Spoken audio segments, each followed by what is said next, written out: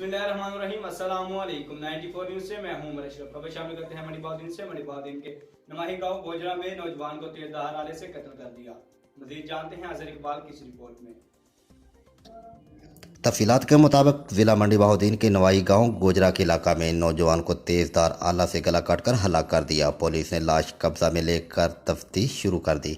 मंडी बहाउद्दीन के थाना गोजरा के नवाही इलाका बोसाल मसूर में नामालूम अफराद ने 20 साल नौजवान गुलाम बास को गला काटकर कत्ल कर दिया और मकतूल की लाश बांस के खेत में फेंक कर जाए वारदात से फरार हो गए।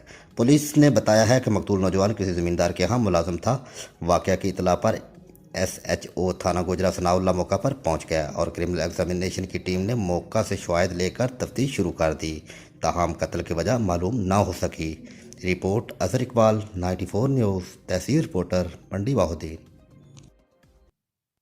अब तक के लिए इतना ही। मजीद खबरों से बाखबर रहने के लिए देखते रहिए 94 न्यूज़।